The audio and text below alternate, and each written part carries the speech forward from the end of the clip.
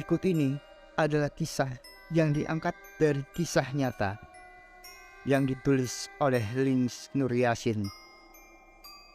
Kisah bandit seorang preman yang meninggal, jenazahnya diangkat terasa ringan dan banyak orang yang tidak dikenal berdatangan. Setiap orang yang hidup pasti pernah melakukan kesalahan, namun kesalahan tersebut masih bisa diampuni.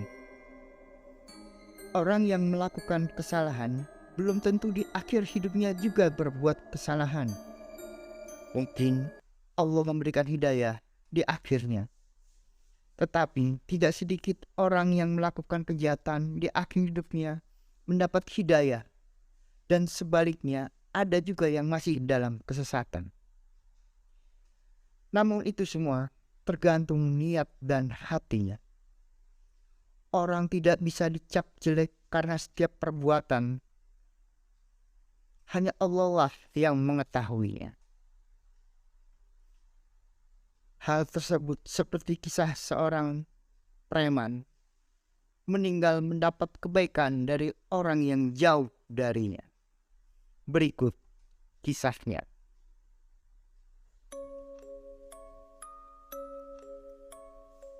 Menurut kesaksian penggali kubur, jenazah bandit preman ini ketika dibawa ke rumah duka hanya sedikit yang mengantarnya. Namun ketika akan dikuburkan, banyak orang yang berdatangan mendekati kuburan tersebut. Penggali kubur mengatakan kepada orang yang berdatangan tersebut mengenai perihal dirinya. Mereka yang berdatangan, penggali kubur mengatakan orang yang berdatangan tersebut mengenai perihal dirinya. Mereka yang berdatangan menyatakan bahwa mereka datang tidak lain untuk melihat penguburan jenazah sang preman. Si penggali kubur ini terheran.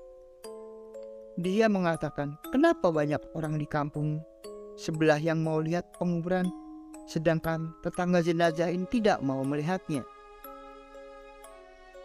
Bahkan yang membuat penggali kubur keheranan ialah jenazah tersebut sangatlah enteng, seperti boneka. Dari kejadian tersebut, penggali kubur akhirnya mencari informasi mengenai masa hidup jenazah tersebut. Dan dia mengetahui dari masyarakat kampung sebelah bahwa jenazah ini semasa hidupnya selalu membantu orang kesusahan dan selalu membagi-bagi rezekinya. Di kampung sendiri sebagai bandit atau preman, tetapi di kampung lain rupanya orang ini sebagai penolong atau orang baik yang peduli terhadap orang-orang yang membutuhkan. Itulah kesaksian mistis yang dialami sang penggali kubur. Diangkat dari kisah ini bahwasannya kita tidak bisa melihat orang dari luarnya saja, karena di akhir hidup kita cuma Allah yang tahu, dan perbuatan kita yang akan menentukan seperti apa kita nantinya.